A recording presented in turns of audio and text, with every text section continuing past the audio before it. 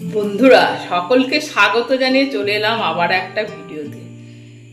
তো এখন তো আমেরই সিজন, তো এত আম আমার ঘরে এসেছে, ভাই দিয়েছে, তারপর আমার হাজবেন্ড তো এত আম কিনে কিনে আনছে। আম তো বাজারে সস্তা না, তো আমি তো একমাত্র খাওয়ার লোক বাড়িতে, আমার হাজবেন্ড খায় না, ওর সুগার আছে বলে। তো এত আম আনছে, আর আমগুলো তো আমি একসঙ্গে এতগুলো আম খেতে পারি না, তো আমার অনেকগুলো আম পচে গেছে। সেই জন্য আমি ভাবছি কি করব, সেই জন্য আমি এই আমগুলো দিয়ে কি করলাম সেটাই এই ভিডিওতে শেয়ার করছি। তো বন্ধুরা থাকুন আমার এই ভিডিওতে, চলুন দেখাই আমি আমার এই পচা আমগুলো দিয়ে আমি কি বানালাম। তো ভালো লাগলে অবশ্যই লাইক করবেন আর আমার পাশে থাকবেন। আমসত্ত্ব বানালাম, আর আমসত্ত্বগুলো কি যে ভালো হয়েছে কি বলবো, খেতে এত টেস্ট। কারণ আমগুলো বিশাল ভালো ভালো না, এটা ভাইয়ের বাড়ির গাছের আম। আর দেখেছেন এই আমগুলোকে আমি যতগুলো পচে গেছিলো যেই জায়গাগুলো, সেগুলোকে ভালো করে ধুয়ে ছাড়িয়ে নিয়েছে। আর এবারে খোসাগুলো ছাড়াতে হবে, এটা আমি হাত দিয়েই ছাড়িয়ে নেব।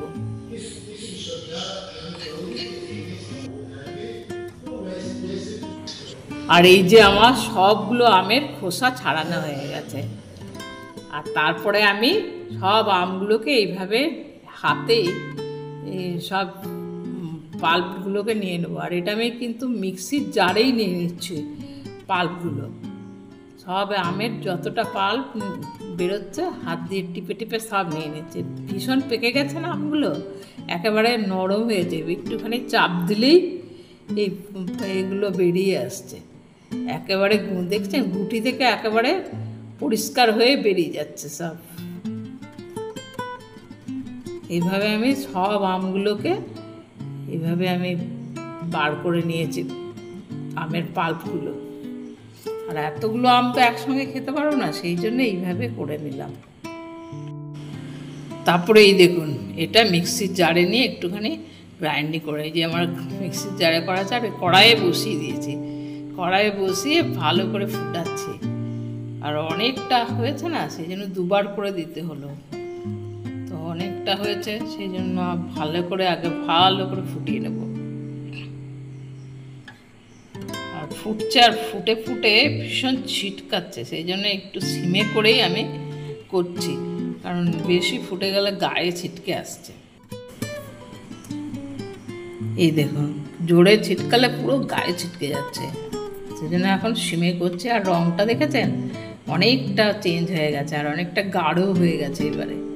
এইভাবে এতটা গাঢ় হয়ে গেল, আর এবার হয়েও গেছে, এবার নামিয়ে নেব, আর বেশি গাঢ় করবো না।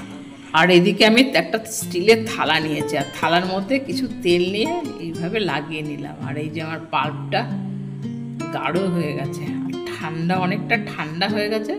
তবে কড়াইটা বেশ গরম আছে না, সেই জন্য সাঁড়াশি দিয়ে ধরতে হলো। আর এইভাবে আমি থালায় ঢেলে নিলাম। তো একটা থালায় আটকাবে না, অনেকটাই আছে, সেই জন্য আমি আর একটা থালা নিয়ে দুটো থালায় করেছি। আর ফ্যানটা চালিয়ে দিয়েছি, টেবিলে রেখে ফ্যানটা চালিয়ে দিলাম। তবে একদিনে শুকায়নি, 2-3 দিন লেগেছে। আর এই দেখুন শুকিয়ে এরকম হয়েছে। আর এদিকে আমার হাজব্যান্ড কেটে দিচ্ছে, যে জায়গাগুলো আটকে গেছে সেটা চাকু দিয়ে ছাড়িয়ে নিচ্ছে। আর এই দেখুন আমসত্ত্বগুলো এত সুন্দর দেখতে হয়েছে, আর খেতেও দারুণ হয়েছে। তো বন্ধুরা আপনারা সকলে সুস্থ থাকবেন, ভালো থাকবেন, আর আমার ভিডিও দেখতে থাকবেন। Thank you, by.